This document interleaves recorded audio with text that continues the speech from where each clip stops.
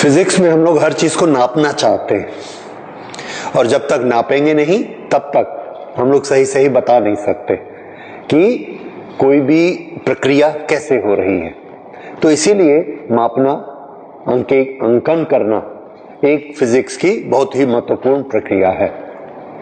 तो हमने अभी तक ये पढ़ा कि अगर दो पदार्थों में आवेश है, दो कणों के पास आवेश है, तो वो एक दूसरे पर बल लगाएंगे। अब ये बल कितना होगा और किस किस पर निर्भर करेगा, इसके लिए कूलम ने नियम बनाया। कूलम ने ये जो नियम बनाया, इसके लिए वो गुरुत्वाकर्षण के बल से बहुत प्रभावित थे और उसी आधार पर ही ये उन्होंने बनाया। और आप देखेंगे कि इसके स्वरूप में वैसा ही स्वरूप है जैसा गुरुत्वाकर्षण के बल का स्वरूप है। तो कूलम का नियम दो ऐसे कणों के लिए है जिनके पास विद्युतीय आवेश है। एक के पास विद्युतीय आवेश Q1 है और दूसरे कण के पास विद्युतीय आवेश Q2 है। Quantity of charge Q1, quantity of charge Q2, और इन दोनों के बीच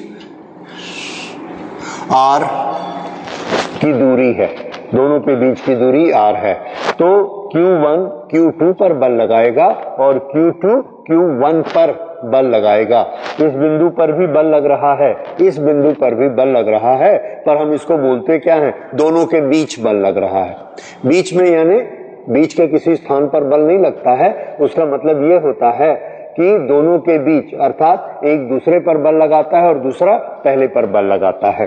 तो ये जो बल होता है, ये बल एक समान है, जितना ये इस पर लगाता है उतना ही ये इस पर लगाता है। और ये जो बल है, इसके बारे में कूलम ने हमको दो नियम बताए।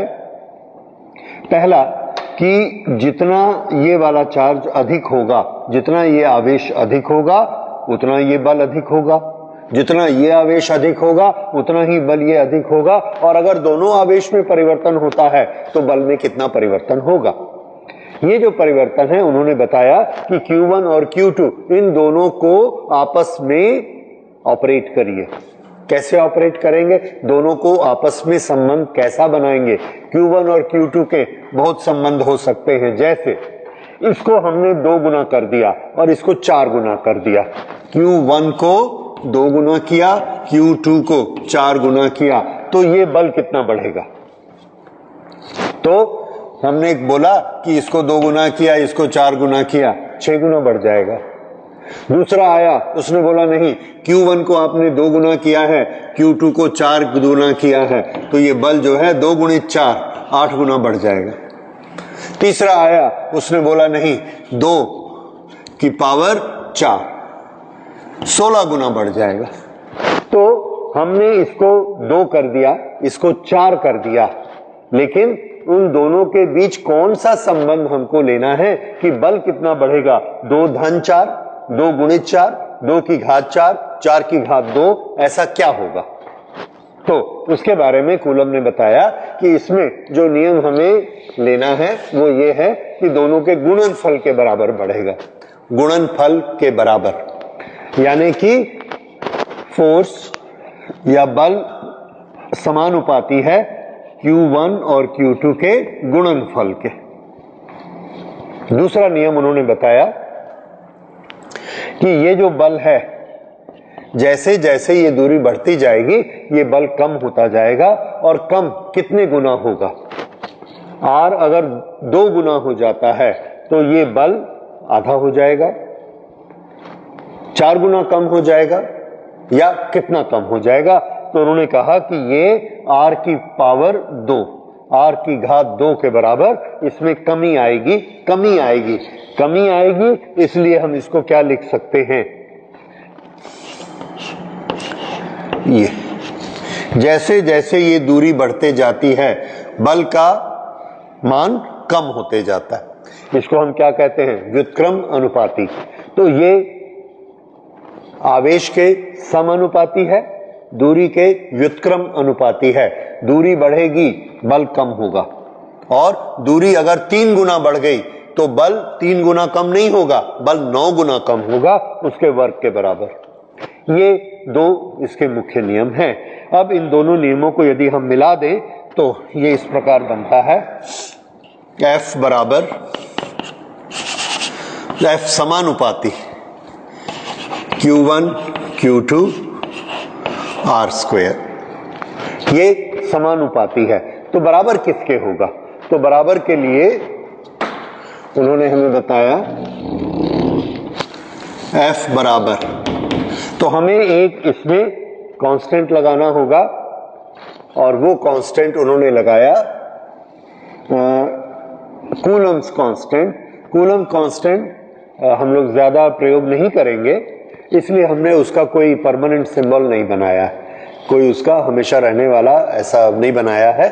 तो कूलम्स कांस्टेंट का हम सीधा मान ही लिखते हैं, ये है 1/4 पाई एप्सिलॉन नॉट। ये पूरा का पूरा एक स्थिर संख्या है, एक स्थिरांक है, जो कि हमने इस समानुपात को हटाने के लिए यहां पर लगाया। अभी इसे आप ये मानिए ये कूलम का स्थिरांक है।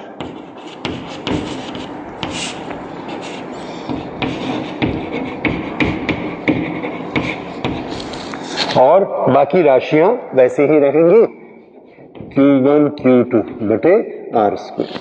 तो ये हमारा बल का सूत्र बन गया, F बराबर 1/4 pi epsilon not Q1 Q2 upon R square. ये बल की मात्रा बनी, इतना बल लगेगा। अब इसमें कुछ चीजें हमको और अब आगे बढ़ते जाते हैं। तो बल जैसे जैसे आवेश बढ़ेंगे, आवेश का परिमाण बढ़ेगा, बल का परिमाण बढ़ेगा। जैसे जैसे दूरी बढ़ेगी बल कम होता चला जाएगा, ये व्युत्क्रम अनुपाती। अब ये चीज क्या है? ये जो कूलम का स्थिरांक है, इसमें एक संख्या है, 4 संख्या है, पाई संख्या है, 3.14 3.14 या 22/7। ये क्या चीज है, इसको समझना है हमको। इसको, ये एक ग्रीक शब्द है जिसको हम कहते हैं एप्सिलॉन।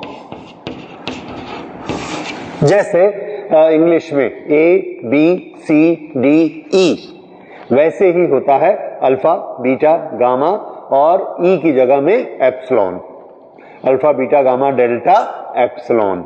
तो ये चूंकि हमको 26 अक्षर इंग्लिश के कम पढ़ते थे उस समय के साइंटिस्ट को, तो उन्होंने क्या किया, ग्रीक के लेटर भी ले लिए, उसमें अल्फा बीटा गामा उनका उपयोग शुरू कर दिया, तो उसमें से एप्सिलॉन लिया गया। ये एप्सिलॉन ये क्या चीज है? तो उन्होंने भी ये बताया कि ये जो कूलम का स्थिरांक है, कूलम का ये कहना था कि ये हमारे वातावरण पर निर्भर करता है। कौन सा वातावरण? वो वातावरण जो Q1 और Q2 दोनों के बीच में, और इसके हम कहेंगे माध्यम। माध्यम, तो ये माध्यम पर निर्भर करता है कि एप्सिलॉन की वैल्यू कितनी होगी। लेकिन अगर एप्सिलॉन माध्यम पर निर्भर करता है तो माध्यम के उस गुण का कोई नाम रखा जाना चाहिए। ओके, तो इसके बारे में थोड़ा सा इस प्रकार पढ़ते हैं कि माध्यम के पास एक गुण होता है। अब आप इसमें देखिए, अगर मैं इस एप्सिलॉन के इसको क्वांटिटी को इसको मैं बढ़ा दूं तो बल का क्या होगा? तो उत्तर है बल कम हो जाएगा। और जिस माध्यम का एप्सिलॉन कम रहेगा, जिसका ये कम रहेगा, उसका बल अधिक हो जाएगा। तो मतलब हर माध्यम में एक गुण होता है जिसका हमने सिंबल तो एप्सिलॉन रखा, इसका नाम क्या रखा? तो हमने इसको पहले इंग्लिश में नाम रखा, इसे परमिटिविटी कहेंगे।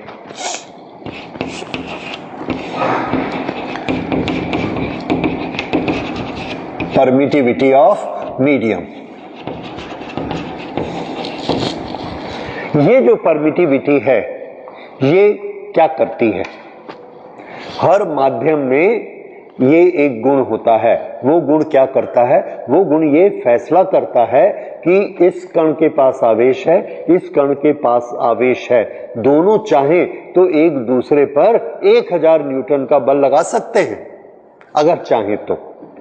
लेकिन वो बहुत अधिक बल होगा। तो प्रकृति ने एक हमारे लिए एक सेफ गार्ड बनाया है, एक सुरक्षा कवच बनाया है कि इनके बीच का जो माध्यम है वो इन दोनों के बीच के बल को कम कर देता है, बल को कम कर देता है, इतना कर देता है कि हम इसको अलग कर सके। अगर इसने वाकई पूरे जोर से इसको पकड़ लिया है तो हम हाथ से हटा भी नहीं पाएंगे, इतनी ज्यादा शक्ति होती है इसमें। और आप देखते हो ऐसे कई उदाहरण हमारे पास हैं, जैसे आप किसी चीज को फेविक्विक से चिपकाइए, फेविक्विक से अगर मैं इस पर एक कागज को चिपका दूं और अब उसको निकालूं तो या तो कागज फट जाएगा या इसको फाड़ के साथ में ले आएगा, अलग नहीं होंगे। उस समय उन दोनों के बीच का बल बहुत अधिक है। तो मैं ये कहूंगा कि परमिटिविटी एप्सिलॉन का मान बहुत कम है, कम मान है, बल ज्यादा हो गया। तो दो माध्यम के बीच में परमिटिविटी कम या ज्यादा हो सकती है और वही फैसला करती है कि दो आवेश के बीच में बल कितना लगेगा। फिर से मैं एक कण लेकर आया, इसके पास आवेश है 5, इसके पास आवेश है 4, दोनों को मैंने ऐसे सामने रखा तो बल कितना हो गया, 5 गुणे 4, 5 चौक 20।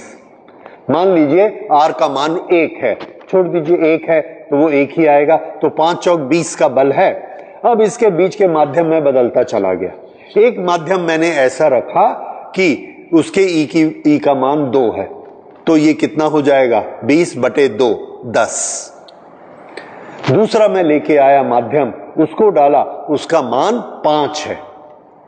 अगर उसका मान 5 है तो इन दोनों के बीच का बल कितना हो जाएगा, जो कि पहले 20 लग रहा था अब 5 आ गया, परमिटिविटी 5 है तो ये बल 20/5, 4 रह गया। इस तरह से जब हम बीच के माध्यम को इस प्रकार बदलें कि उसकी परमिटिविटी बढ़ जाती है, तो परमिटिविटी बढ़ जाती है तो वो क्या करता है, दोनों तरफ से निकलने वाले बल को सोख लेता है और इन दोनों के बीच में लगने वाला बल कम हो जाता है। तो ये हमने देखा कि एक तरह के आवेश हैं, लेकिन बीच का माध्यम बदलने से उनके बीच का बल बदलते चला जाता है। पेपर रखेंगे अलग आएगा, पानी रखेंगे अलग आएगा, हवा होगी अलग आएगा, बीच का माध्यम बदलेगा, बदल जाएगा। और उस माध्यम का कौन सा गुण इसको कम करता है, परमिटिविटी। तो ये परमिटिविटी और उसका हमने ये सिंबल बनाया, सिंबल इसका क्या है, एप्सिलॉन। ये इस तरह से आप एप्सिलॉन को लिखा करेंगे। अब ये परमिटिविटी हर पदार्थ की अलग अलग होती है। ये जो हर पदार्थ की अलग अलग परमिटिविटी होती है, ये अगर हम ज्यादातर हवा के लिए माने, सबसे अधिक बल कब लगता है, तो उत्तर है सबसे अधिक बल तब लगता है जब दोनों वस्तुओं के बीच कुछ भी नहीं होता है, कुछ भी नहीं होता है। तो कुछ भी नहीं होता है में हमने बोला कि देखो इसके बीच कुछ नहीं है, तो आपने बोला अरे इसके बीच तो हवा है। सच है, हवा है इसके बीच में। तो हम इसको निर्वात में ले गए, पृथ्वी के बाहर निर्वात में ले गए। हमने कहा देखो अब इसके बीच कुछ है क्या, आप बोले पता नहीं। अभी भी आपने नहीं बोला कि इसके बीच कुछ नहीं है, तो हम अब क्या उत्तर देते, हमको मालूम नहीं है, कुछ होगा तो। क्यों, क्योंकि उसके बाहर हम भी नहीं जा रहे, हमको भी नहीं मालूम कि उसके बीच में क्या है। तो हमने ना इसके लिए एक शब्द बनाया है, फ्री स्पेस। उसके बीच में आकाश होता है, फ्री स्पेस होता है, उसके बीच कुछ नहीं होता है। तो हम दावे के साथ नहीं कह सकते कि कुछ नहीं होता है कि नहीं होता है। तो कुछ है, हमको नहीं मालूम है, तो उसके लिए हमने फिजिक्स में नाम रखा फ्री स्पेस, जिसका प्रैक्टिकल मीनिंग है कुछ नहीं। अब इन दो के बीच यदि कुछ भी नहीं है तो उसे हम कहेंगे इनके बीच फ्री स्पेस है, खाली आकाश है और कुछ नहीं है। खाली आकाश में ये दोनों अपने एक दूसरे पर अधिकतम बल लगाते हैं। उस समय ये वाला जो परमिटिविटी है, उस परमिटिविटी का एक जो मान होता है, उस मान को हमने सबसे कम माना और उसका जो हमने सिंबल बनाया वो एप्सिलॉन नॉट बनाया। ये जब हम इसके नीचे ये नॉट लगा देते हैं तो ये क्या बन जाता है, फ्री स्पेस, यानी आकाश के लिए परमिटिविटी ऑफ फ्री स्पेस। तो ये फ्री स्पेस के लिए हमने इसको ट्रांसलेट कर दिया और इसे हम कहेंगे निर्वात, वैक्यूम, या जहां कुछ नहीं होता, निर्वात। परमिटिविटी के लिए हमने हिंदी में नाम रखा विद्युतशीलता।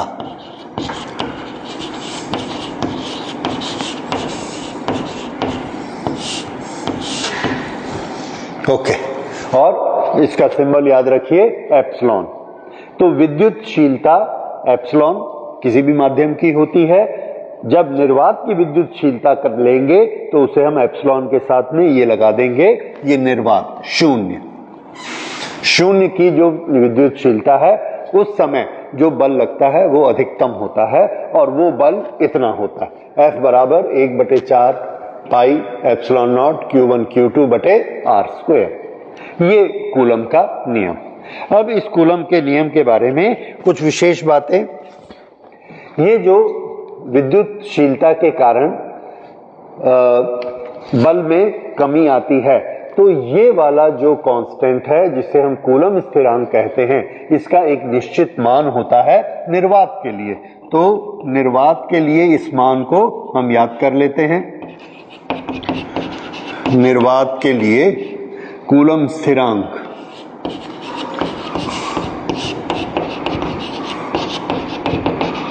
कूलम स्थिरांक 1/4 पाई एप्सिलॉन नॉट का मान 9 गुणित 10 की घात 9 ये होता है। अब क्या आप इसकी इकाई मुझे बता सकते हैं? बताइए। हाँ ठीक, ये क्या है, बल। बल के लिए क्या लिखना है, न्यूटन। इसको छोड़कर बाकी सबको इसे ट्रांसफर करिए। न्यूटन, ये क्या है, दूरी, metre square, newton metre square. आवेश का हमने यूनिट क्या बनाया था, कूलम। कूलम और कूलम, कूलम वर्ग, तो ये इधर आ जाएगा। तो 1/4 पाई एप्सिलॉन नॉट, इसका हम इकाई निर्धारित करना चाहते हैं तो ये किसके बराबर हो गई, देखिए न्यूटन, ये इधर चला गया,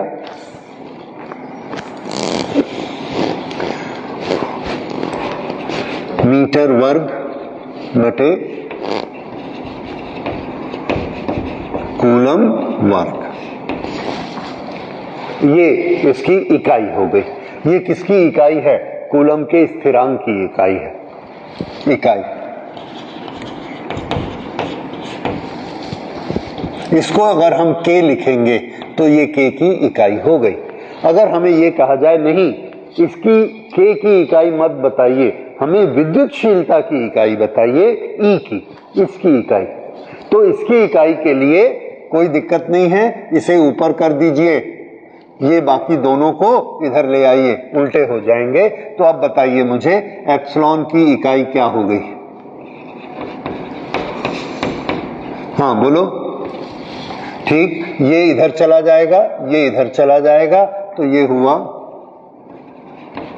कूलम वर्ग बटे न्यूटन मीटर वर्ग। तो इसे मैं एक लाइन में यदि लिखना चाहूंगा तो क्या लिखा जाएगा, कूलम वर्ग प्रति न्यूटन प्रति मीटर वर्ग। ये आ गई इसकी इकाई, किसकी, विद्युतशीलता। इसे नोट कर लीजिए और इसे पक्का याद कर लीजिए।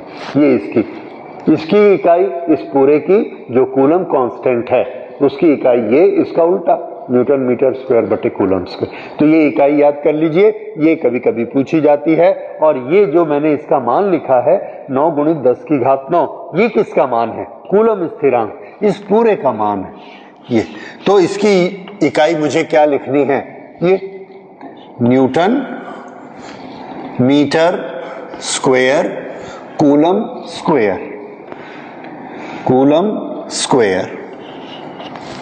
ये नीचे है इसलिए ऋण 2, न्यूटन मीटर स्क्वायर पर कूलम स्क्वायर। फिर से बोलिए, न्यूटन मीटर स्क्वायर पर कूलम स्क्वायर।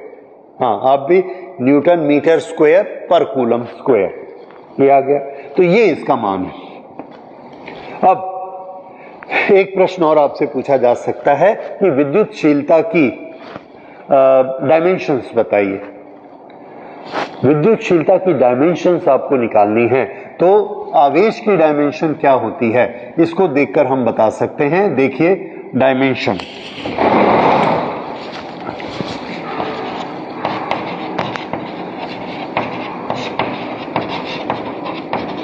विद्युतशीलता के आयाम, आयाम डायमेंशंस। डायमेंशंस आप लोग को मालूम है, एम एल टी ए, ये डायमेंशंस होते हैं। 7 मूल राशियों के 7 डायमेंशन या 7 आयाम होते हैं। तो फिजिक्स की ये जो राशि है विद्युतशीलता, इसके आयाम क्या होंगे? तो इसके आयाम याद करिए। कूलम, इसका हम यूनिट देखते हैं, कूलम वर्ग। कूलम, कूलम का, कूलम एक मूल राशि नहीं है। ये विद्युत आवेश जो है, आगे जाके आप पढ़ेंगे, विद्युत आवेश होता है विद्युत की धारा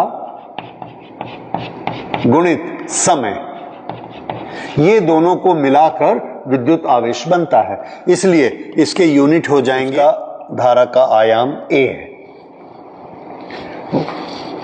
तो ये क्या हो जाएगा?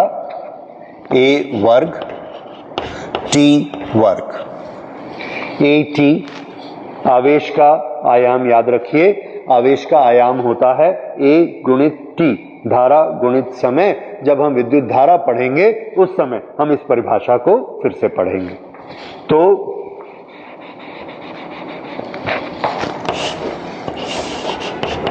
आवेश, आवेश का आयाम धारा गुणित समय का ए गुणित टी। विद्युतशीलता का आयाम, विद्युतशीलता कूलम का वर्ग ए वर्ग टी वर्ग प्रति न्यूटन। अब प्रति न्यूटन, न्यूटन का क्या होता है? बल, और उसके आयाम क्या होते हैं? M L T minus 2। फिर से बल क्या होता है? द्रव्यमान m गुणित एक्सीलरेशन, त्वरण। तो फॉर्मूला m गुणित a और आयाम m एल टी माइनस 2। तो इसीलिए पूरा क्या हुआ? m L T minus 2। अब इसमें भी क्या है? ये प्रति न्यूटन। प्रति मतलब इसको नीचे आना है, ये प्रति मीटर वर्ग, प्रति मीटर वर्ग, मीटर लंबाई वर्ग। ये आ गया विद्युतशीलता के आयाम। फिर से विद्युतशीलता के सूत्र से कैसे बनाया? कूलम का वर्ग, कूलम के आयाम क्या होते हैं? A T. इसलिए हमने इसको क्या लिखा? ए वर्ग टी वर्ग प्रति न्यूटन। ये प्रति के लिए ये लाइन लगाई और न्यूटन के आयाम लिखे M L T minus 2। Metre वर्ग, मीटर वर्ग, ये भी नीचे है। अब इसको हम सीधा कर देते हैं, तो एक ही लाइन में करेंगे। पहले m को लिखिए, m की घात कितनी होगी? m ऋण 1। l की घात यहां नहीं है, ये ऋण 1 ऋण 2, तो ये हुआ ऋण 3। t की घात, t की घात ये नीचे 2 है, ऊपर जाएगा तो धन हो जाएगा 2। उसके बाद ये भी 2 है, तो 2 ये है और ये नीचे वाला भी आके ऊपर 2 हो जाएगा, तो ये कितना हो जाएगा? 4। उसके बाद एम्पियर, ए विद्युत धारा, इसकी घात 2, इसकी घात 2। तो ये हमने निकाला विद्युतशीलता के आयाम। अब इसको नोट कर लीजिए और इसको अच्छे से याद कर लीजिए।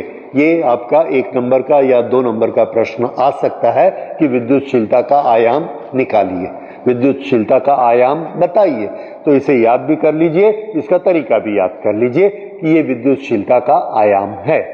ठीक है, इसके बाद हम फिर से वापस आते हैं, विद्युतशीलता क्या काम करती है? तो उत्तर है कि दो आवेशित कणों के बीच लगने वाले बल को विद्युतशीलता नियंत्रित करती है। उस बल को नियंत्रित करती है, उसे कम करती है। जितनी विद्युतशीलता अधिक होगी उतना उसका नियंत्रण अधिक होगा, यानी बल उतने कम हो जाएंगे। जैसे पानी की विद्युतशीलता मान लीजिए 90 है, तो उसका अर्थ क्या होता है कि निर्वात में दो बल जो हम लगाते हैं उसके बीच में अगर लगने वाला बल 90 है तो पानी में डालेंगे, पानी के बीच वही दोनों आवेशित कण डालेंगे तो उनके बीच में लगने वाला बल 90 गुना कम हो जाएगा, 1 हो जाएगा, इतना कम हो जाएगा। तो ये क्या करती है? विद्युतशीलता कम करती है, बल को कम करती है, ये विद्युतशीलता होती है। ठीक है, तो ये विद्युतशीलता और निर्वात की विद्युतशीलता के लिए एप्सिलॉन नॉट ये मान हमने रखा। अब एप्सिलॉन नॉट का भी कुछ मान होता होगा, हम निकाल सकते हैं 1/4 पाई एप्सिलॉन नॉट, इसका मान हमने कहीं पर लिखा है, ये 9 × 10⁹ तो एप्सिलॉन नॉट का मान हम इससे निकाल सकते हैं। तो विद्युत बल के लिए जो माध्यम रखा गया उसकी विद्युतशीलता कितनी हुई, इसको इधर गुणा किया,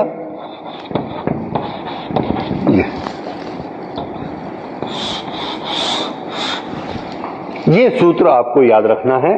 अब इसमें ये जो ER सापेक्ष विद्युतशीलता है ये हमारे लिए ज्यादा सुविधाजनक है। क्यों सुविधाजनक है? देखिए, EM इसकी कोई ना कोई इकाई होगी और वो इकाई SI सिस्टम में अलग हो सकती है, CGS सिस्टम में अलग हो सकती है, FPS सिस्टम में अलग हो सकती है, और फिर उसको हमने भाग देना है दूसरी विद्युतशीलता से, इसकी इकाई अलग हो सकती है।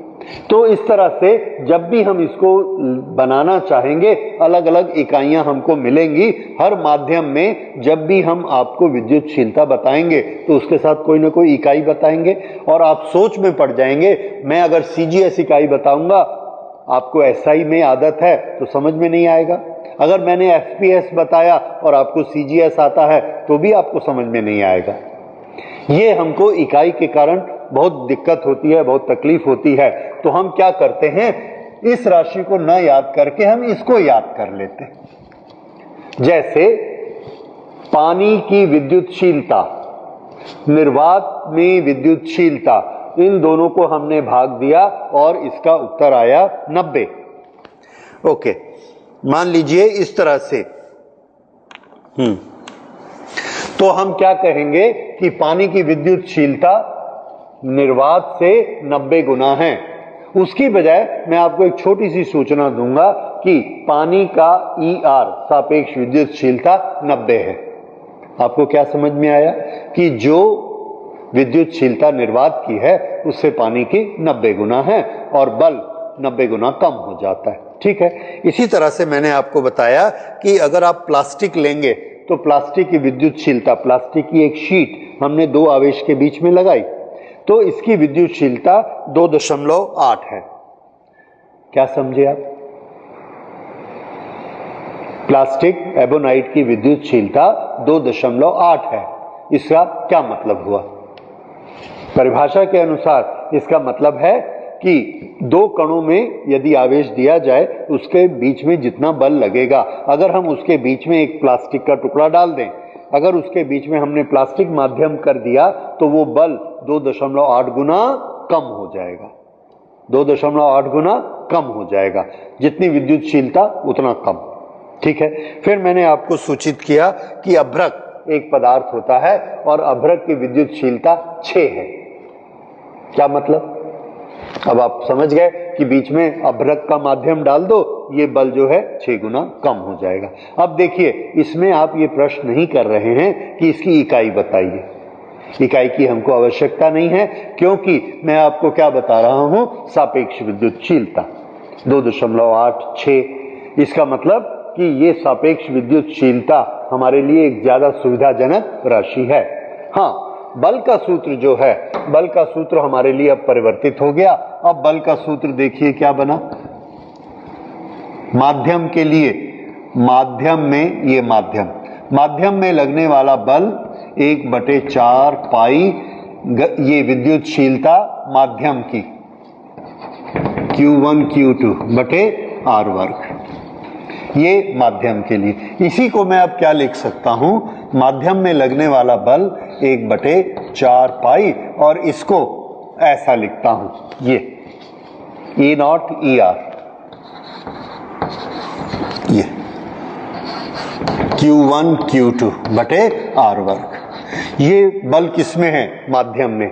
अब अगर ये बल हम निर्वात में लेते, दोनों आवेश को निर्वात में रखते, तो ये बल कितना होता। तो उत्तर है कि निर्वात में ये बल होता 1/4 पाई एप्सिलॉन नॉट, बस ये नहीं होता। क्यों? क्योंकि निर्वात से निर्वात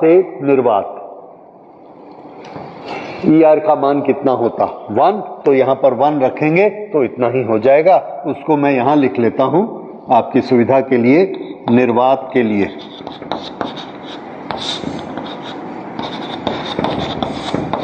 निर्वात हेतु E निर्वात बटे E निर्वात, ये भी निर्वात, बराबर ER, तो ER कितना हुआ, 1। तो इसे हम शब्दों में याद कर लेते हैं। निर्वात के लिए सापेक्ष विद्युतशीलता कितनी होती है, बताइए, 1।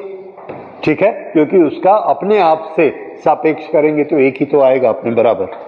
ठीक, तो यहां पर हमने ये निर्वात के लिए बल का मान लिखा Q1 Q2 बटे R वर्ग। अब यदि इन दोनों को हम आपस में कंपेयर करें, कौन सा बल अधिक है, देखिए इसके डिनोमिनेटर में इसके अंश और हर, इसके हर में ER नहीं है, इसमें ER है।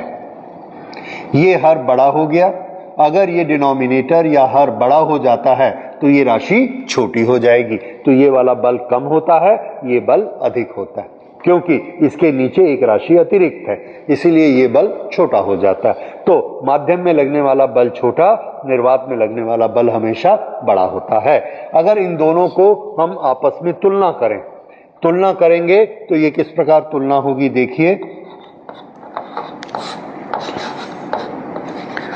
ये निर्वात में लगने वाला बल और माध्यम में बल, निर्वात में बल, माध्यम में बल, इन दोनों को यदि तुलना करते हैं तो इन दोनों को तुलना कर लीजिए, ये पूरा लिखा, ये पूरा लिखा, सब चीज कैंसिल हो गई। सब चीज कैंसिल होने के बाद सिर्फ एक बचता है ER, बस। निर्वात का बल बटे माध्यम का बल ER। इस तरह से इस सूत्र को आप पक्का याद रखिए। इसी से हम क्या निकालते हैं, माध्यम में लगने वाला बल, ये इधर ले आइए तो ये इधर चला जाएगा,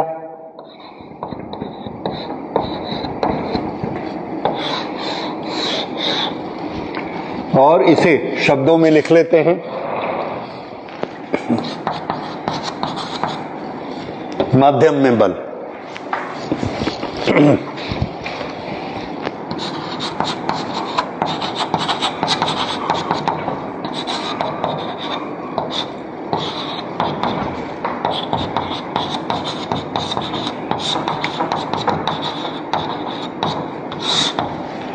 निर्वात में बल बटे विद्युतशीलता,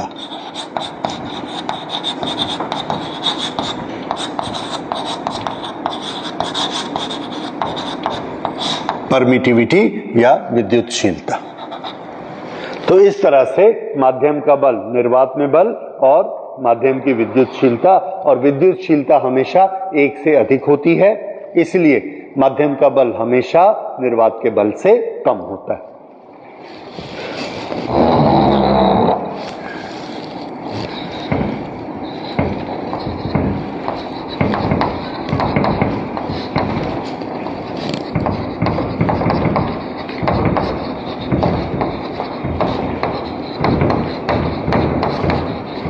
तो ये सबसे कम ER किसके लिए?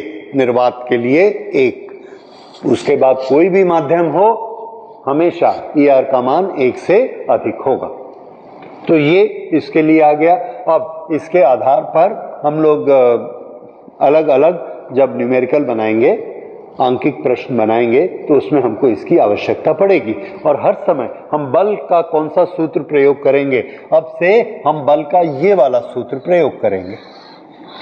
अगर निर्वात है तो अपने आप ये सूत्र इसमें परिवर्तित हो जाएगा, ER गायब हो जाएगा। अगर निर्वात नहीं है, माध्यम है, तो यहां पर ER का मान रख दिया जाएगा। लेकिन 1/4 pi epsilon not 1/4 pi epsilon not, जिसका मान 9 × 10 की घात 9 होता है, ये हर एक में आएगा। माध्यम का सूत्र है तो भी आएगा, निर्वात का सूत्र है तो भी आएगा, और ये हमको बहुत सुविधा देगा। अगर माध्यम है तो इसको लगा दीजिए, नहीं माध्यम है मत लगाइए, इसलिए सूत्र में ज्यादा परिवर्तन नहीं होंगे। तो इस तरह से ये हमें याद रखना है। अब इसके बाद कुछ पदार्थों के पराविद्युतांक ये याद कर लीजिए, कितने कितने होते हैं, विद्युतशीलता कितनी कितनी होती है। ये जो सापेक्ष विद्युतशीलता है, इसी को ही हम कहते हैं पराविद्युतांक। पराविद्युतांक, सापेक्ष विद्युतशीलता ER। तो ये है सापेक्ष विद्युतशीलता पराविद्युतांक ER। बाद में जाकर हम इसको पढ़ेंगे, जब हम कैपेसिटर के बारे में पढ़ेंगे, तो संधारित्र के बारे में, उस समय एक और राशि हमारे पास आएगी और उसे हम जो सिंबल देंगे वो K होगा। तो अभी से ही हम याद कर लेते हैं ER और K। तो ये दोनों एक ही चीज होते हैं, पराविद्युतांक, और ये अलग अलग माध्यम के लिए। आप देखिए पानी का पराविद्युतांक कितना है? 80। ये क्या बताता है कि दो आवेश के बीच में यदि पानी आ जाएगा तो वो आपस में कितना बल लगाएंगे, उनका जितना भी बल लग रहा होगा वो कितने गुना कम हो जाएगा? 80 गुना कम हो जाएगा। ये वायु का देखिए 1.0000, और निर्वात का कितना होता है? तो निर्वात अभी हम लोगों ने चर्चा की थी, निर्वात का होता है 1.000000। तो वायु और निर्वात में कोई विशेष अंतर नहीं है। तो हम ये मान लेते हैं कि हम अपनी प्रयोगशाला में जो भी प्रयोग कर रहे होंगे, उनके बीच जो लगने वाला बल है, उसके लिए हम 1/4 पाई एप्सिलॉन नॉट का मान 9 × 10 की घात 9 ले सकते हैं। उसके लिए हमको अलग से पराविद्युतांक इससे गुणा करने की जरूरत नहीं है, क्योंकि ये 1 के बराबर ही है, इसलिए हम उसे ही मान लिया करेंगे। तो ये है ER का मान।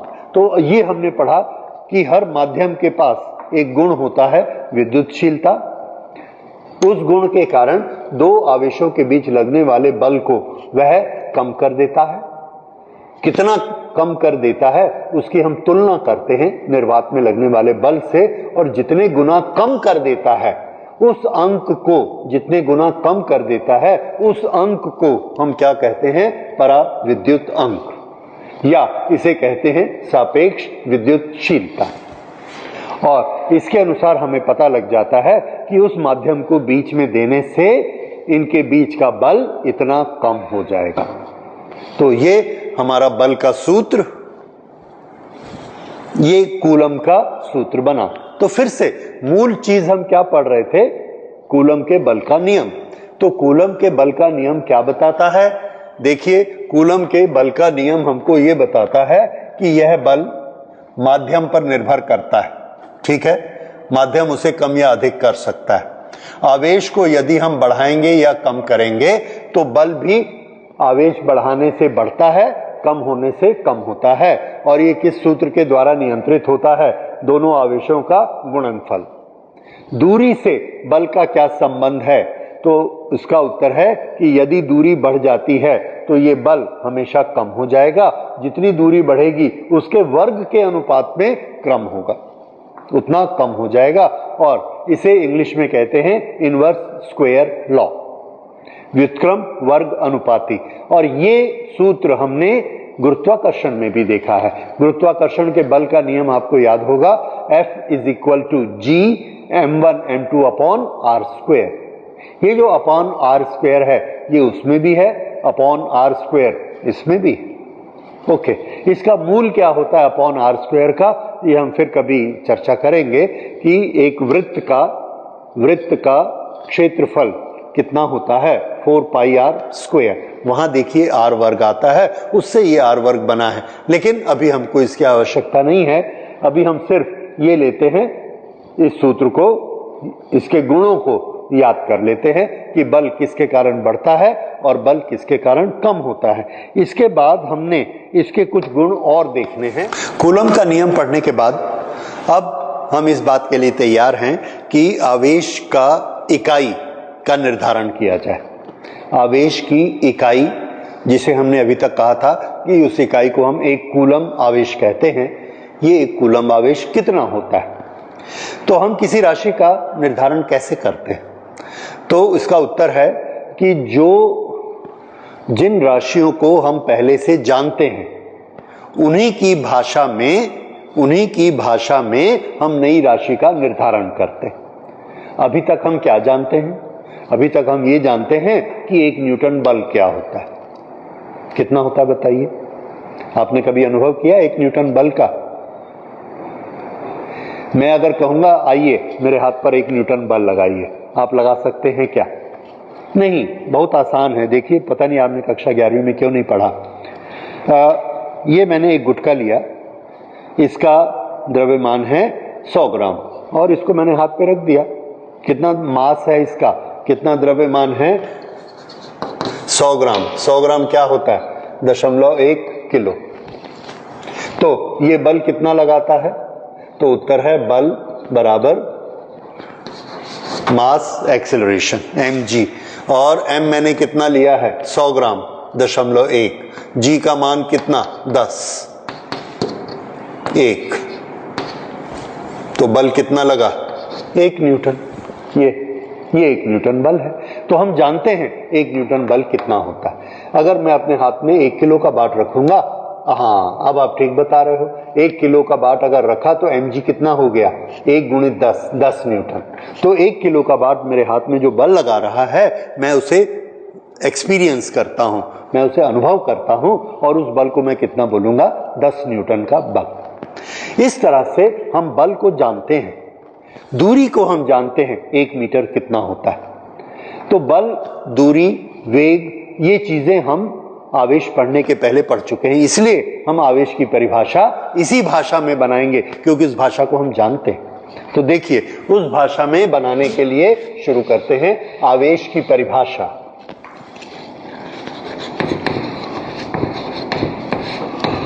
आवेश की इकाई का निर्धारण।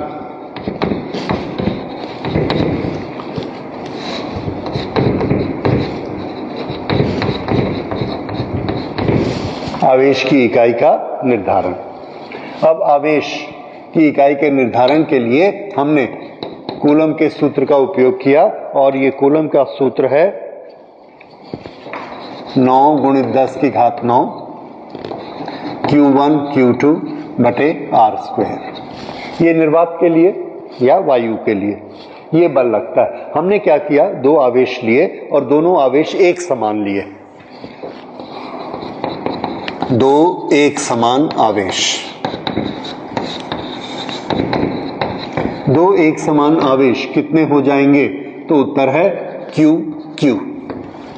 ये 2 एक समान आवेश, दूरी, उन दोनों के बीच की दूरी रखी गई 1 मीटर,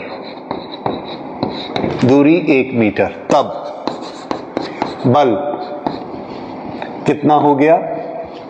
9 गुणित 10 की घात 9, और ये जो आवेश है 2 एक समान आवेश, Q1 Q के बराबर है, Q2 भी Q के बराबर है, और इस Q को हमने मान लिया 1 कूलम, 1 कूलम, 1 इकाई। तो 9 गुणित 10 की घात 9, 1 इकाई, 1 इकाई, 1 इकाई, 1 1 1। गुणित 1 गुणित 1 गुणित ये बटे 1 का वर्ग। तो ये बल कितना हो गया? 9 गुणित 10 की घात 9 न्यूटन। ये इसको तो हम जानते हैं क्योंकि बल को हम पहचानते हैं। हमने क्या किया, दो कण लिए, दोनों को आवेश दिया एक समान आवेश देके दोनों को 1 मीटर दूरी पर रखा और देखा कि ये कितने जोर से इधर बल लगा रहा है। हम लोग इसके बारे में एक्सपेरिमेंट कर सकते हैं। देखिए, मैं आपको एक प्रारूप बताता हूं। इस तरह से हमने किया नहीं है, पर आप सोच सकते हैं। एक दीवार के साथ यहां पर हमने एक पदार्थ रखा और इसको कुछ आवेश दे दिया Q। यहां से 1 मीटर दूरी पर हमने ये एक दूसरा पदार्थ रखा, छोटे से छोटा कण रूप में लिया और इसको भी इतना ही आवेश दे दिया Q। इनके बीच का दूरी हमने कितनी रखी? 1 मीटर। अब ये धनात्मक है और ये ऋणात्मक है, तो दोनों एक दूसरे को अपनी तरफ खींचते हैं। ये उधर न जा पाए इसलिए हमने क्या किया, ये टेबल पर रखे हुए हैं, इसमें कोई भी फ्रिक्शन नहीं है, घर्षण नहीं होता है। तो यहाँ पर हमने एक पुली लगाई और इस पुली के साथ इसको लटका दिया। यहाँ पर हम भार लटकाते चले जाते हैं, लटकाते चले जाते हैं। ये अब ये 1 मीटर की दूरी है, दोनों को आवेश दिया, दोनों एक दूसरे को आकर्षित करते हैं। ये इधर जाता है तो यहाँ हम इतना भार डाल देते हैं कि ये उसको रोक लेता है, लेकिन इतना भार भी नहीं डालते कि ये इसको इधर खींच ले। बैलेंस हो जाता है और ये रुक जाता है। मतलब इनके बीच के आकर्षण का बल इस बल के बराबर है, mg। ये बढ़ाते बढ़ाते बढ़ाते mg को बढ़ाते बढ़ाते इस बल को हमने इतना कर दिया, 9 गुणित 10 की घात 9, इतना बल कर दिया। और इन दोनों को भी हमने बढ़ाना शुरू किया। जब ये छोटे थे, कम थे, तो ये इसको इधर खींच ले रहा था और हमने आवेश बढ़ाया और इनका बल बढ़ गया, अभी भी खींचता है, और आवेश बढ़ाया और आवेश बढ़ाया। बढ़ाते बढ़ाते बढ़ाते एक बार ऐसी पोजीशन आ गई कि ये खींच नहीं पा रहा है, ये दोनों बराबर हो गए।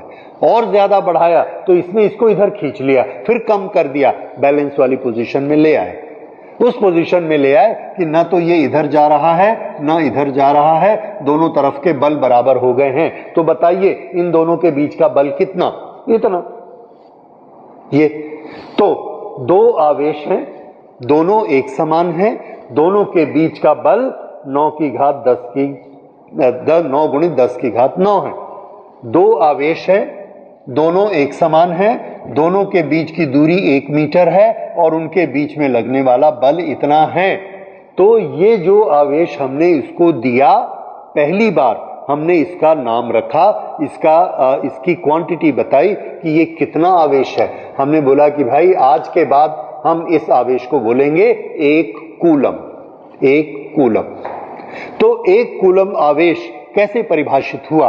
1 कूलम आवेश वो आवेश है जो दो कणों को दिया जाए, प्रत्येक को दिया जाए, उनके बीच की दूरी 1 मीटर रखी जाए, तो उनके बीच आकर्षण का बल इतना पैदा होना चाहिए। 9 गुणित 10 की घात 9 न्यूटन बल यदि पैदा करते हैं तो इस आवेश को हम क्या बोलेंगे? 1 कूलम। समझ आई बात? कि ये आवेश को कम ज्यादा किस लेवल पर लेकर आए कि वो बल कितना हो जाए? इतना हो जाए। तब वो आवेश हमने इसमें जितना डाला होगा उस आवेश को 1 कूलम कहते हैं। ये 1 कूलम बल होता है, जो इतना बल, 1 कूलम आवेश होता है जो इतना बल पैदा कर सकता है। तो चलिए अब इसको शब्दों में लिख लेते हैं कि 1 कूलम इकाई, आवेश की इकाई 1 कूलम इकाई कितने आवेश को कहेंगे?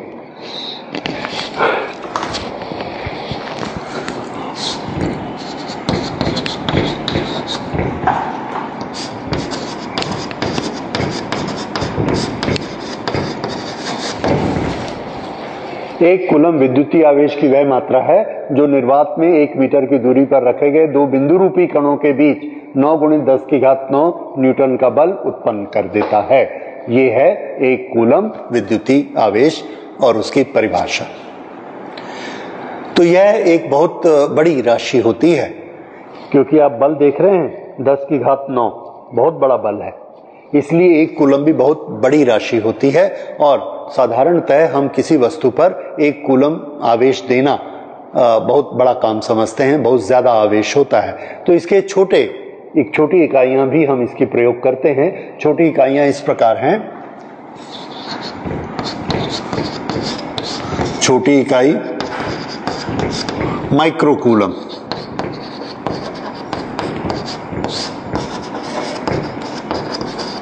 माइक्रोकूलम का मतलब होता है, उसे हम लिखेंगे 1 माइक्रोकूलम, ये होती है 10 की घात ऋण 6 कूलम, इसके बराबर। इसी तरह से माइक्रो की जगह हम पीको भी प्रयोग कर सकते हैं, ये और भी छोटा हो जाएगा।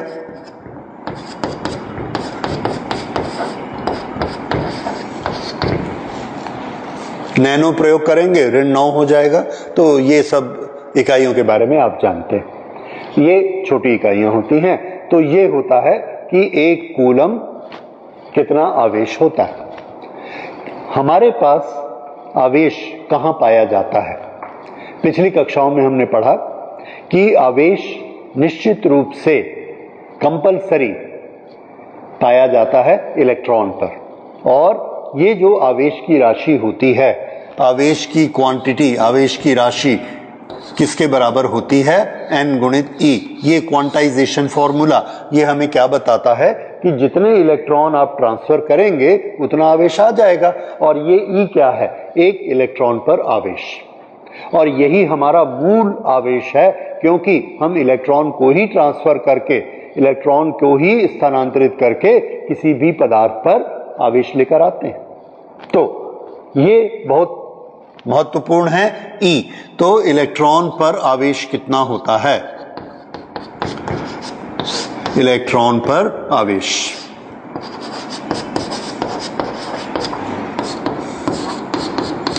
ये हम पहले लिख चुके हैं, ये इलेक्ट्रॉन पर आवेश होता है। इसी प्रश्न को कभी कभी उल्टा कर दिया जाता है कि अगर हमें 1 माइक्रोकूलम आवेश चाहिए तो कितने इलेक्ट्रॉन चाहिए? ये एक गुणा भाग है गणित का, आप कर सकते हैं। इलेक्ट्रॉन की संख्या, हमारा प्रश्न है कि 1 माइक्रोकूलम में 1 माइक्रोकूलम आवेश के लिए कितने इलेक्ट्रॉन स्थानांतरित करने होंगे?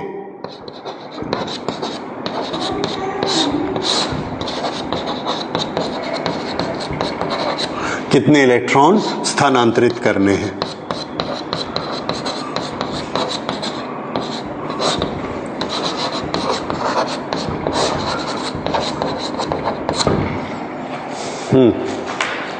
तो ये हमारा सूत्र है। Q का मान हम कितना बोल रहे हैं? हमें जितना आवेश चाहिए। कितना आवेश चाहिए हमें? 1 माइक्रोकूलम, तो उसे मैं लिखता हूं 10 की घात ऋण 6 बराबर कितने इलेक्ट्रॉन ट्रांसफर करने हैं, ये हमें निकालना है, इसलिए ऐसे ही रहने देता हूं। और ये 1 इलेक्ट्रॉन पर आवेश है, इसका मान ये है 1.6 गुणित 10 की घात ऋण 9। अब आप इसको इधर ट्रांसफर कर सकते हैं, तो 9 आपको दिख रहा है संख्या, इलेक्ट्रॉन की संख्या n किसके बराबर होगी? ये होगी 1 गुणित 10 की घात ऋण 6 बटे 1.6 गुणित 10 की घात ऋण 9, इस तरह से।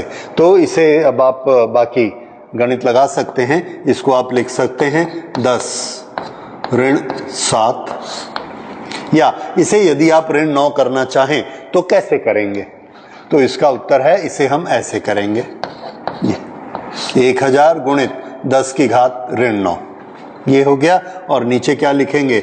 1.6 गुणित 10 की घात ऋण 9। अब ऋण 9 ये दोनों आपस में कट गए और ये आपका उत्तर आ गया। जितना भी आपका उत्तर आता हो आप निकाल लीजिए। तो इतने इलेक्ट्रॉन मिलकर क्या बनाते हैं? 1 माइक्रोकूलम आवेश। तो इस तरह से आपने देखा Q बराबर NE को कैसे प्रयोग करना। एक कूलम विद्युत की क्या इकाई होती है? कूलम का नियम क्या है, और ये जो बल लगता है इस बल का नाम ही हमने दे दिया कूलम का बल। कूलम का बल कब लगता है? जब दो पदार्थों के में आवेश होता है और वो एक दूसरे को आकर्षित या विकर्षित करते हैं, ऐसे बल को क्या कहेंगे? कूलम का बल। तो आगे जब हम और आगे पढ़ेंगे तो उसमें बार बार इन शब्दों को प्रयोग करेंगे। इन दो के बीच चुंबकीय बल है, इन दो के बीच गुरुत्वाकर्षण का बल है, इन दो के बीच कूलम का बल है, इन दो के बीच नाभिकीय बल है। उस समय हम कूलम बल शब्द का प्रयोग करेंगे। उसका मतलब कौन सा बल है? स्थिर विद्युत से बनने वाला बल। ठीक है। अब इसमें एक चीज और है, ये कूलम का बल आफ्टर ऑल है तो बल, और बल के पास परिमाण के साथ साथ दिशा भी होती है। क्या यह सूत्र F बराबर Q1 Q2 upon R square, क्या यह सूत्र हमको दिशा के बारे में बताता है? तो उत्तर है नहीं, दिशा के बारे में नहीं बताता, ये सिर्फ परिमाण के बारे में बताता है। तो दिशा भी तो होती है, तो ये बल का पूर्ण रूप से सूत्र नहीं हुआ, अधूरा सूत्र है। क्यों? क्योंकि ये हमें दिशा नहीं बताता है। तो हम वेक्टर की भाषा में, सदिश की भाषा में क्या उस सूत्र को लिख सकते हैं जिससे हमको उसकी दिशा भी पता लगे? तो उत्तर है हाँ, बिल्कुल लिख सकते हैं। और चलिए वैसा लिखते हैं ताकि हमको उसकी दिशा का भी पता लग जाए। तो अब हम करते हैं कि कूलम के सूत्र को वेक्टर या सदिश भाषा में लिखना, vector form of Coulomb's equation. तो ये इस तरह से लिखा जाएगा,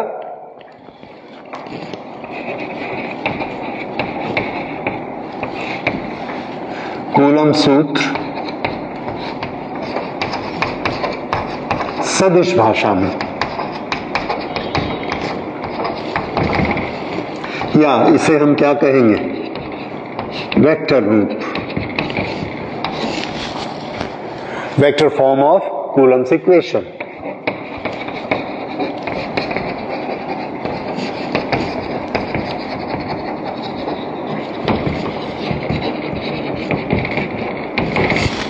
ओके, वेक्टर फॉर्म बताने के लिए अब हम इसे वेक्टर की भाषा में लिखेंगे।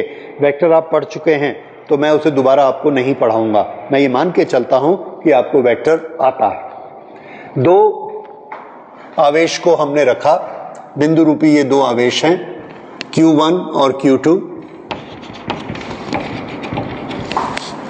ये इनके बीच की दूरी है R। अब इस दूरी को मैं वेक्टर की भाषा में लिखना चाहता हूं। ये है पार्टिकल 1, ये है कण 2, कण 1, कण 2। इस दूरी को मुझे क्या लिखना चाहिए? तो मैं इस दूरी को लिखने के, देखिए अलग अलग लेखक अलग अलग लिख सकते हैं, इसका कोई नियम नहीं है। तो मैं इसको इस प्रकार से लिखना चाहूंगा कि R किसकी तरफ, अगर मैं यहां पर खड़ा हूं 1 पे और 2 को देख रहा हूं और मैं क्या बोलता हूं, 2 की दूरी मेरे से 100 मीटर है, 2 की दूरी 100 मीटर है मेरे से। कहां से? 1 से। 1 से 2 की दूरी, इसको मैं लिखूंगा कैसे? 1 से 2 की दूरी, तो इसको लिखने का तरीका है R2। मैंने किसको देखा? 2, और मैं कहां खड़ा हूं? 1 पर, 1। तो मैं इसे लिखूंगा R2 1, और इसके ऊपर ये सदिश का निशान बना दूंगा। अब R2 1 का क्या मतलब है? R2 की दूरी जो कि 1 से देखी गई। पूरे वाक्य को याद रखिए, R दूरी किसकी? 2 की, 2 की दूरी जो कि 1 से देखी गई। थोड़ा सा प्रैक्टिस। यहां पर मैं खड़ा हूं, इस बिंदु का नाम है 1, ये एक बिंदु है, इसका नाम है 2, ये एक बिंदु है, इसका नाम है 3, ये एक बिंदु, इसका नाम 4। ये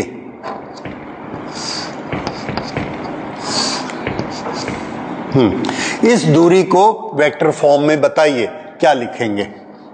वेरी गुड। R2 की दूरी कहां से देखी गई? 1। इस दूरी को बताइए यहां से यहां तक, तो आप बोलेंगे R। लेकिन किसको देखा जा रहा है? 3 को। 3 यहां लिखना है, कहां से? 1 से। 3 1। इसे देखिए, इसे क्या लिखना है? 4 1। जिसको देखा जा रहा है वो पहले, जहां से देखा जा रहा है बाद में। ये डिस्प्लेसमेंट को या ये जो दूरी है इसको लिखने का तरीका, ठीक है। तो ये तरीके को आप याद रखेंगे। अगर मैं इसे r12 कर दूं तो आप क्या समझेंगे?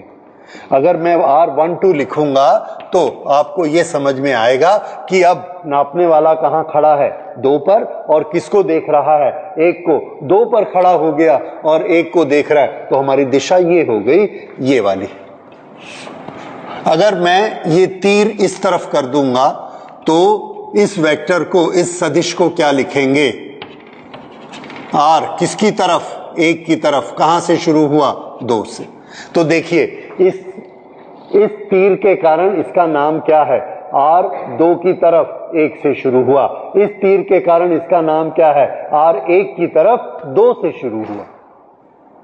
ये है r12 और r21, ठीक है। अगर आपने पहले नहीं याद किया, अभी याद कर लीजिए। ये तरीका है हमको दूरी बताने का, दिशा बताने का। r दूरी बताता है, 1 2 और 2 1 उसकी दिशा बताते हैं। पहले किसको लिखना है? जिसकी तरफ जाना है। बाद में किसको लिखना है? जहां से जाना है। ओके, तो ये 2 वेक्टर लिखने के तरीके हो गए। अब ये आवेश रखे हैं Q1 और Q2, तो इनके बीच में बल लगेगा। कितना बल लगेगा? उस बल को हम वेक्टर की भाषा में लिखेंगे। किसी भी वस्तु को वेक्टर की भाषा में लिखने का हमारे पास एक तरीका होता है। एक तरीका यह होता है जो आपने इकाई वेक्टर, इकाई सदिश या यूनिट वेक्टर में पढ़ा होगा। यह है कि पहले उसका परिमाण बताइए, उसके साथ उसके यूनिट वेक्टर यानी उसकी दिशा वाले वेक्टर को गुणा कर दीजिए। जैसे मैंने लिखा A 25 पूर्व की ओर। आपको समझ में आता है A का परिमाण कितना है? 25। दिशा कौन सी है? पूर्व की ओर। अब पूर्व की ओर दिशा के लिए मैंने एक शब्द, एक अक्षर बना लिया I, X की डायरेक्शन में I। तो मैं इसे क्या लिखूंगा? 25 I। ये मैंने मान लिया कि पूर्व को मैं क्या लिखा करूंगा? I, तो 25 I। ये मुझे 25 क्या देता है? परिमाण। और ये क्या देता है? इकाई वेक्टर, इकाई सदिश, जिसे हम क्या कहते हैं? Unit vector. ये यूनिट वेक्टर। तो ये क्या है? परिमाण। और परिमाण को हम क्या कहेंगे? मैग्नीट्यूड या परिमाण। तो ये क्या है? ये वेक्टर है। तो किसी भी वेक्टर या सदिश को लिखने का तरीका क्या होता है कि उसका परिमाण लिखिए और परिमाण के साथ ये यूनिट वेक्टर का गुणा कर दीजिए। इस यूनिट वेक्टर का मान 1 होता है, इसलिए ये इसके मान में कोई अंतर नहीं लाता, लेकिन ये अपने साथ एक दिशा रखता है। I की दिशा इधर है, J की दिशा इधर है, K की दिशा इधर है। तो ये हमें एक दिशा देता है। इस तरह से ये हमने पढ़ा हुआ है सदिश के पाठ में कि कोई भी वेक्टर को इस प्रकार से लिखा जा सकता है। अगर मैं सिर्फ 25 लिखूंगा तो वो एक अदिश राशि है, और जैसे ही मैं एक यूनिट वेक्टर से मल्टीप्लाई करूंगा वो सदिश राशि बन जाती है। तो सदिश राशि बनाने का तरीका मिल गया। तो परिमाण लिखिए, उसके साथ दिशा सूचक इकाई उसके साथ गुणा कर दीजिए, वेक्टर बन गया। तो देखिए अब इसी आधार पर मैं बल को लिखता हूं, बल। और इस बल को किस पर लगने वाला बल? उत्तर है दूसरे नंबर के कण पर लगने वाला बल। दूसरे नंबर पर लगने वाला बल कौन लगा रहा है? पहला कण लगा रहा है। पहला कण लगा रहा है, तो इस बल को मैं ऐसे लिखूंगा। ये सदिश लिखने का तरीका। ऊपर सदिश का निशान लगाइए, यहां पर 2 अक्षर लिखिए।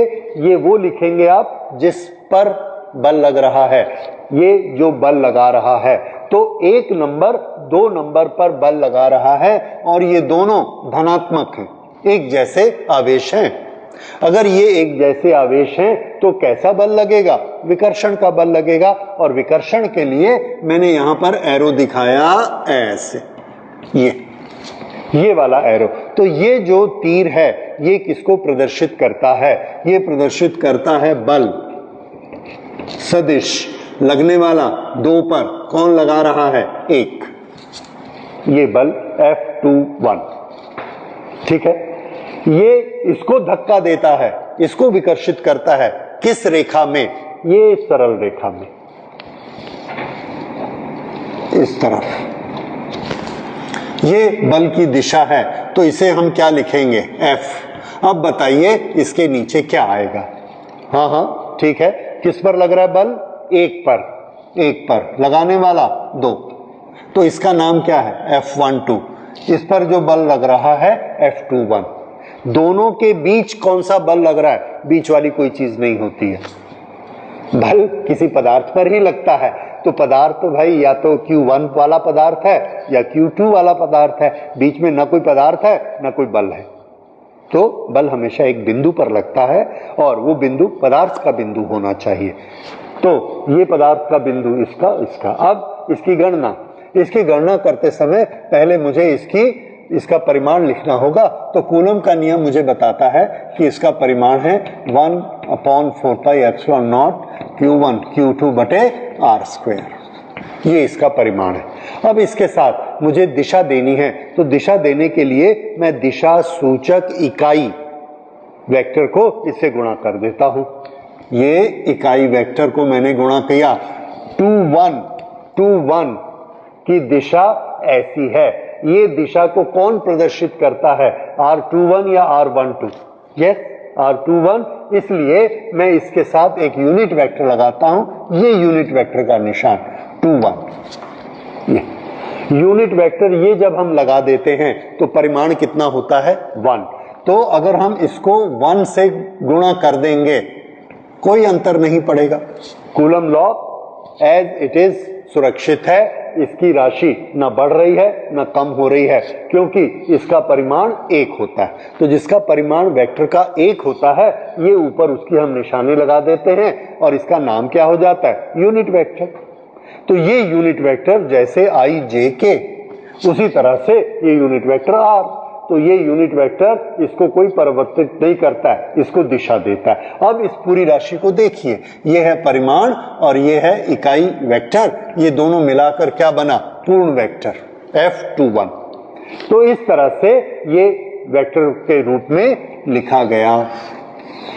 ये आ गया vector form of Coulomb's law. बस अब दूसरा हम क्या लिख सकते हैं? F12।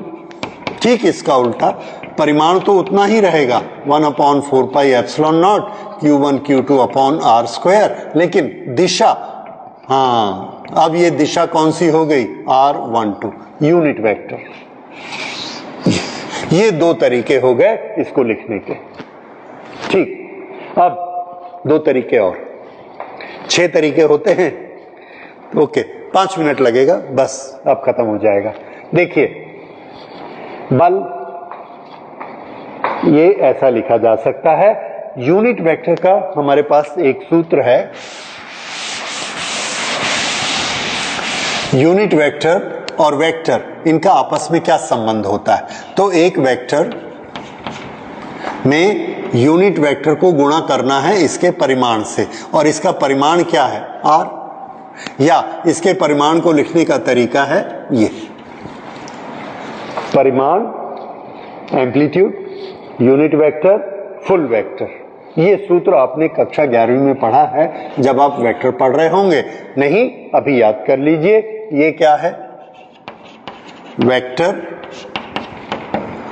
परिमाण और ये इकाई वेक्टर। इकाई वेक्टर क्या होता है? इकाई सदिश,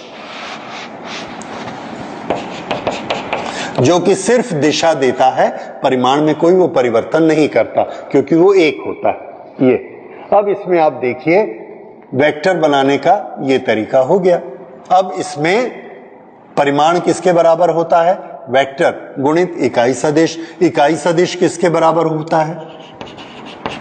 इकाई सदिश यानी यूनिट वेक्टर, वेक्टर बटे परिमाण। अब यदि मेरा इकाई सदिश r है, दूरी का इकाई दिशा लिए हुए, तो उसे मैं यूनिट वेक्टर r लिखूंगा, इकाई सदिश लिखूंगा। ये किसके बराबर होगा? वेक्टर r बटे परिमाण r। ये तीनों के देखिए, इसमें कुछ भी नहीं है, तो ये क्या है? ये सिर्फ परिमाण है, अदिश, केवल राशि 25, 50, 100। ये क्या है? दिशा रखा हुआ, 100 इस दिशा में, 25 इस दिशा में, इसके पास दोनों चीज है। ये क्या है? सिर्फ दिशा, एक इस तरफ, एक इस तरफ, ये इकाई है। तो ये एक सूत्र है जो हम याद रखेंगे, इकाई सदिश बराबर वेक्टर बटे परिणाम। अब इसको मैं यहां लगाता हूं, ये इकाई सदिश है, तो इसको मैं क्या लिख सकता हूं? अब देखिए, F21 बराबर 1/4 pi epsilon not Q1 Q2 upon R वर्ग। और इसे अब हम क्या लिखेंगे? R21 वेक्टर बटे R। कौन सा R? 21। लेकिन परिमाण में 21 हो या 12 हो, परिमाण में कोई अंतर नहीं पड़ता। यहां से यहां 5 किलोमीटर है, तो यहां से यहां भी 5 किलोमीटर होगा। और हमने पढ़ा है इसमें कोई अंतर नहीं है। जब हम दिशा देंगे तब ठीक है, 5 किलोमीटर इधर, 5 किलोमीटर इधर, तो इसलिए इसको हम R ही लिखेंगे। ठीक है, 21 लिखेंगे तो भी गलत नहीं है, आप लिख सकते ये। अब इसे देखिए, R की घात 2, R की घात 1, ये मिलाकर कितना हो गया? R की घात 3। अगर ये R की घात 3 हो गया तो मैं वैसे ही लिख देता हूं, R की घात 3।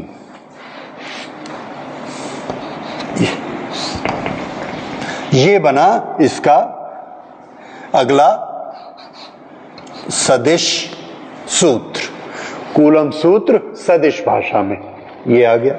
इसी तरह से हम लिख सकते हैं F21 बराबर 1/4 1/4 pi epsilon not Q1 Q2 upon R cube. और इसके साथ R कौन सा लगेगा? 1 2। तो जब ये 21 है तो ये भी 21 है, और जब ये 1 2 है, सॉरी मुझे सही करना है इसे, 1 2, तो ये भी क्या हो जाएगा? 1 2। इसका अर्थ क्या है? 1 नंबर वाले आवेश पर बल लग रहा है। कौन लगा रहा है? 2 नंबर। 1 नंबर पर बल लग रहा है, ये इस पर बल लगा रहा है, तो ये बल इस तरफ है, और ये वाली दिशा आप पढ़ चुके हैं, कौन सी है? R12। इसलिए देखिए यहां पर क्या है? R12। तो ये हमको दिशा बताता है, R1 की तरफ है, 2 से चालू होगा 1 की तरफ, 1 से चालू होगा 2 की तरफ। अब ये सूत्र को देखने से हमको दिशा भी पता लग जाती है, इसलिए इस सूत्र को हम क्या कहेंगे? कूलम का सूत्र सदिश भाषा में, vector form of Coulomb's equation. ये हो गया। अब इसका एक तीसरा तरीका भी होता है, ओके, छोटा सा है और ये अंतिम है। इसे देखिए, वो क्या होता है। हमें ये दिया गया है कि 2 बिंदु हैं, ये हमारा एक कोऑर्डिनेट सिस्टम है। ये एक बिंदु पर एक आवेश रखा है Q1, और इसका ये पोजीशन वेक्टर है R1, इस बिंदु का P। एक दूसरा बिंदु Q है, यहां पर नहीं, P, इसको Q1 यहां रखा है, Q2 यहां रखा है। इसको मान लीजिए ये बिंदु A है और ये बिंदु B है। तो Q2 जहां पर रखा है उसका पोजीशन वेक्टर R2 है। किसी भी दूरी को हम ओरिजिन से, मूल बिंदु से पोजीशन वेक्टर द्वारा दिखा सकते हैं। ये दोनों के पोजीशन वेक्टर हैं, और हमें बताना है कि इसके बल का सूत्र लिखिए। भाषा बदल गई। अब हमें क्या बताया जा रहा है? Q1 आवेश का पोजीशन R1 है, Q2 का पोजीशन R2 है, तो Q1 और Q2 के बीच जो बल लग रहा है उस कितना होगा, उसका सूत्र लिखिए। तो हमें तो कूलम के बल के लिए क्या चाहिए, हमें इन दोनों आवेश के बीच की दूरी चाहिए, ये वाली दूरी। ये दूरी कितनी है? तो वेक्टर का सूत्र हमें क्या बताता है कि अगर मैं इस दूरी को डेल्टा आर मान लूं या आर मान लूं, आर, तो देखिए आर, अगर मैं इस तरफ ऐसा तीर लगाता हूं तो R1 धन आर, त्रिभुज का नियम लगाइए, वेक्टर का त्रिभुज का जो योग का नियम क्या बताता है, R1 धन आर बराबर R2, R1 धन आर बराबर R2, ये इसके बराबर हो गया। तो R किसके बराबर हुआ, R बराबर R2 ऋण R1, ये हो गया, ये R का मान हो गया। ठीक है, अब ये बताइए कि ये अगर R का मान है तो यूनिट वेक्टर कितना हुआ, दिशा सूचक इकाई वेक्टर इकाई सदिश कितना हुआ, तो R सदिश ये किसके बराबर होता है, पूरा वेक्टर लिखना है, ये पूरा वेक्टर हमने लिखा बटे इस वेक्टर का सिर्फ परिमाण लिखना है, तो परिमाण लिखने का तरीका हमने ऐसा लिया, ये लगा दिया, ये मतलब लगाने से इसकी दिशा कैंसिल हो गई, अगर इसकी दिशा नहीं रही तो अब ये सिर्फ क्या बचा, परिमाण। तो परिमाण ऐसे लिखा जाता है, मॉडुलस लगाकर, मॉडुलस लगाने से ये दिशा साइन कुछ नहीं रहा, केवल परिमाण रहा, परिमाण रहा, तो ये वेक्टर बटे परिमाण, ये यूनिट, ये याद रखिए। अब यहां आ जाइए, अब मैं इस सूत्र को लिखता हूं, बल F21 बराबर 1/4 pi epsilon not, 4 pi epsilon not Q1 Q2 upon R square, Q1 Q2 upon R का वर्ग, लेकिन R यहां किसके बराबर है, R2 ऋण R1, और अगर हम सिर्फ उसका परिमाण लेंगे तो उसको कैसे लिखेंगे, R2 ऋण R1 इसका परिमाण, इसका क्या करना है, वर्ग। मैं यहां आ जाता हूं, यहां पर लीजिए, इसका क्या करना है, क्यूब पावर 3 गुणित वेक्टर, ये वाला वेक्टर कौन है, R, R वेक्टर का मान क्या है यहां पर, R2 ऋण R1, R2 ऋण R1, ये हो गया। फिर से देखिए, R cube cube vector vector, सिर्फ अंतर क्या आया कि यहां पर सिर्फ R था, उस R को चूंकि ये R हमको दिया नहीं गया, हमको R1 और R2 दिया गया, तो हमने अपने गणित का प्रयोग करके इस R को R2 और R1 की भाषा में परिवर्तित कर लिया। R क्या है, R2 ऋण R1, R2 ऋण R1।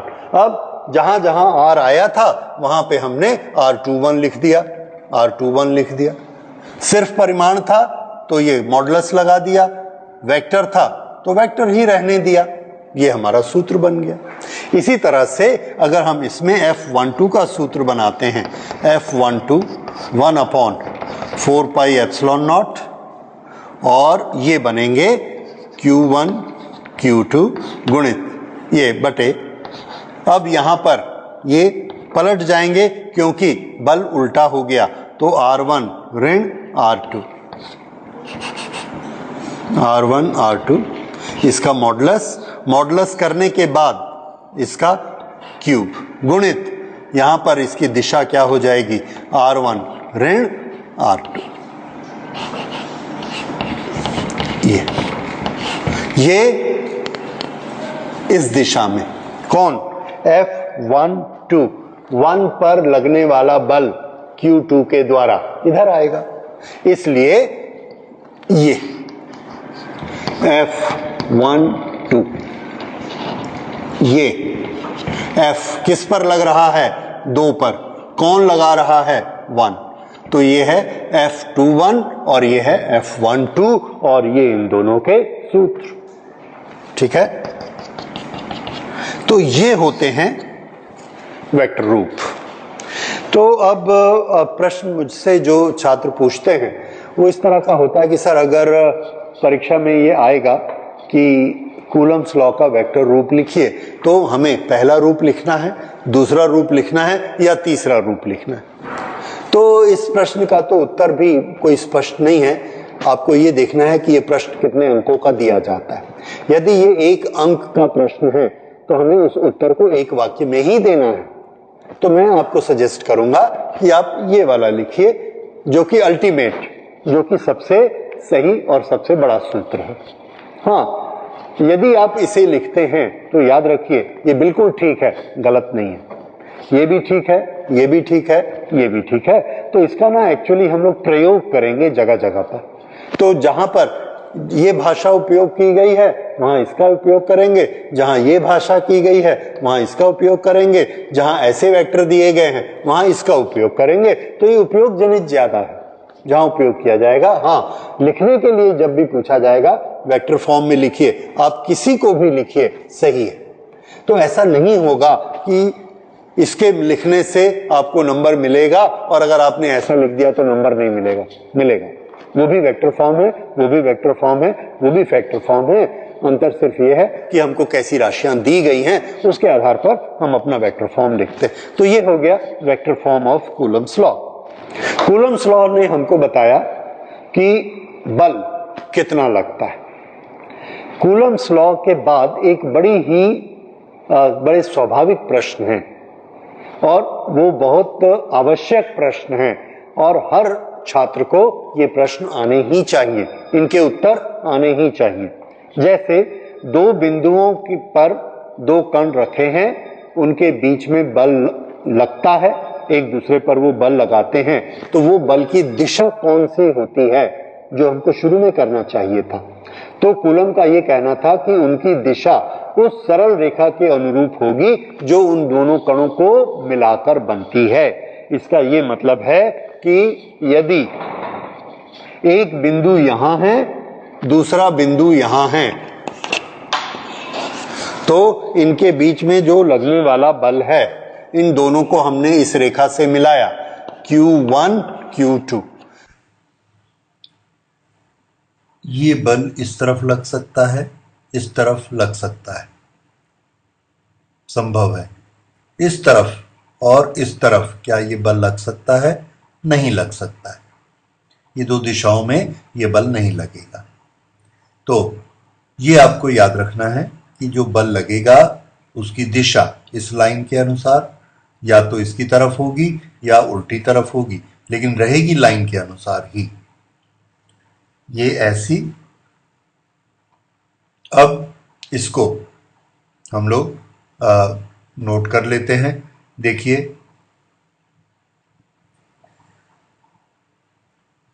दिशा का नियम, बल के लगने का दिशा का नियम।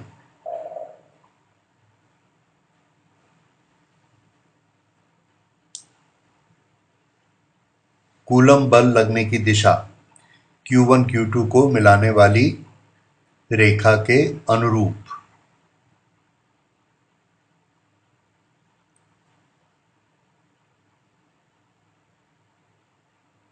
होगी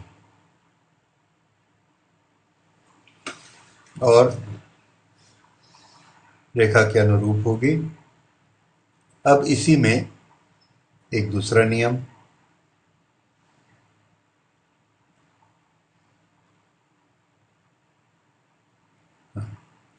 इस क्षेत्र में उपस्थित अन्य जितने भी आवेश होंगे वो अन्य आवेश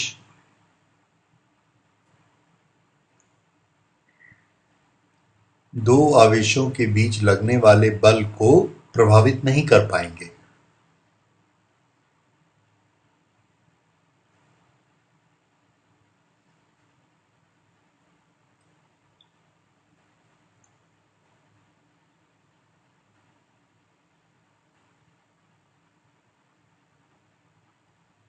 देखिए ये Q1 Q2 Q1 Q2 के बीच 100 न्यूटन का बल लग रहा है। यहाँ पर एक दूसरा आवेश है Q3 इस पर बल लगाता है। जब Q3 ने इस पर बल लगाया तो Q1 Q2 के बीच 100 न्यूटन नहीं बदलेगा। अब यदि ये Q3 यहाँ पर है, ये Q1 को इस तरफ खींच रहा है, क्या Q1 Q2 के बीच बल में कोई परिवर्तन होगा या ये 100 ही रहेगा? कोई परिवर्तन नहीं, ये अभी भी 100 का 100 ही रहेगा। अब ये Q3 को उठा के हमने Q1 Q2 के बीच में रख दिया। अगर यहाँ रखा तो क्या Q1 और Q2 इन दोनों में कोई परिवर्तन होगा? तो Q1 Q2 के बीच कोई परिवर्तन नहीं होता है। तो Q3 को उठा के इसके बीच में रख दिया तो भी Q1 और Q2 के बीच में जो 100 न्यूटन अपना लग रहा था उस पर कोई अंतर नहीं आएगा। हाँ, ये इसको 100 न्यूटन से खींच रहा है, ये Q3 और आ गया, ये भी इसको 100 न्यूटन से खींच रहा है, तो इस पर लगने वाला कुल बल 200 हो सकता है, लेकिन Q1 Q3 के बीच 100 था, वो 100 ही रहेगा। तो Q3 यहाँ आ जाए, यहाँ आ जाए, यहाँ आ जाए, यहाँ आ जाए, Q1 Q2 के बीच का जो फोर्स था उस पर कोई अंतर नहीं पड़ेगा। ये आपको याद रखना है, ये बहुत आवश्यक है कि ये दो आवेशों के बीच लगने वाले बल को प्रभावित नहीं करता कोई भी अन्य आवेश। ठीक है, ये एक जो इसमें बहुत आवश्यक है वो है सुपरपोजिशन।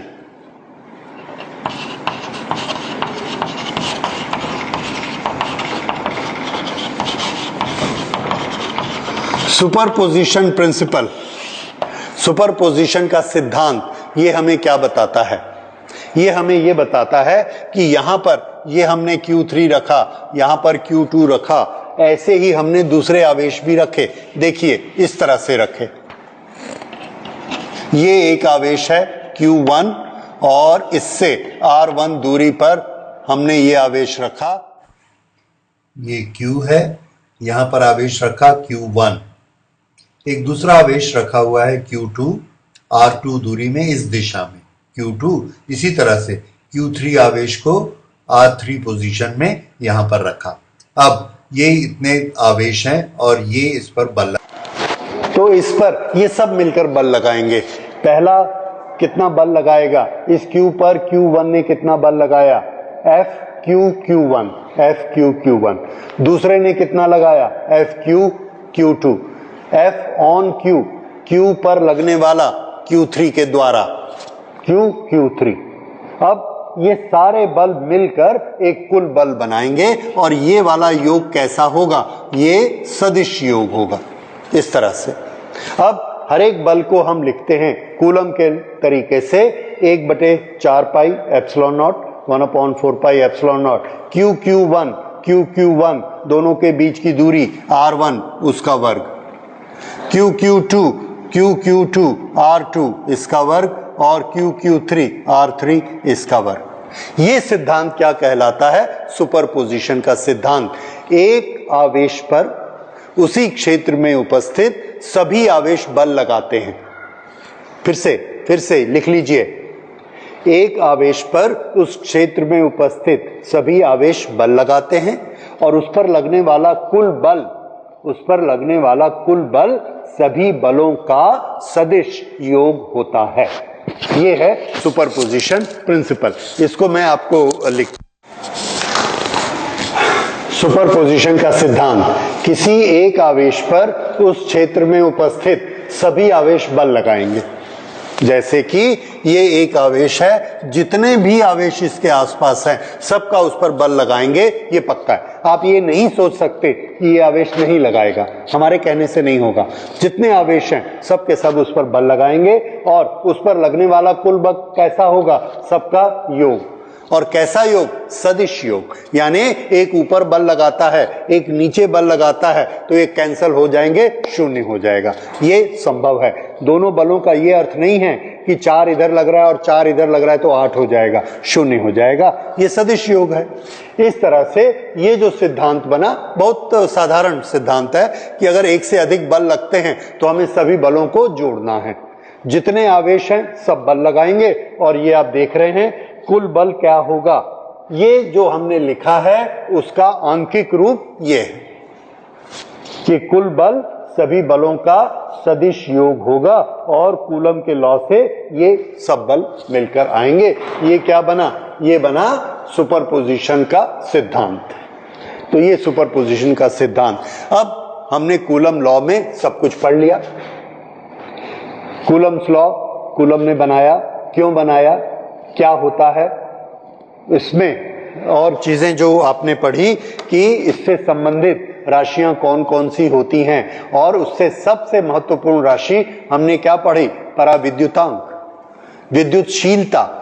हर माध्यम में एक विद्युतशीलता होती है, उससे हमारा परिचय हुआ कि विद्युतशीलता क्या होती है, पराविद्युतांक क्या होता है, बल किस किस से प्रभावित होता है, इस बल के नियम क्या हैं, इस बल की दिशा कौन सी होती है, इसके आधार पर एक कूलम विद्युतीय आवेश की परिभाषा क्या होती है, ये हमने देखी। और इसके सुपरपोजिशन के क्या सिद्धांत हैं वो हमने देखे, और किस तरह से इसे हम सदिश रूप में लिख सकते हैं। तो ये कूलम लॉ के बारे में सब कुछ पढ़ा, और अब इसके बारे में हमें प्रैक्टिस करनी है। किस चीज की प्रैक्टिस करनी है? कि इसके आंकिक प्रश्न किस तरह से होते हैं, क्योंकि फिजिक्स में हम लोग हर चीजों को अंक में लेते ही हैं। कितना, ये एक बहुत महत्वपूर्ण प्रश्न है कि कितना होगा, तो बल कितना लगेगा, किस दिशा में लगेगा, और यदि इतना बल लग रहा है तो आवेश कितना होगा। इस तरह से बहुत सारे अंकों में प्रश्न बनाए जाते हैं, और जितने आप उन प्रश्नों को हल करेंगे उतना आपके कूलम्स लॉ की समझ आपकी और ज्यादा बढ़ेगी। तो आगे की एक कक्षा हम लोग लेंगे इसके आंकिक गणित, इसके हल करने के लिए आंकिक प्रश्नों को इसके हल करेंगे।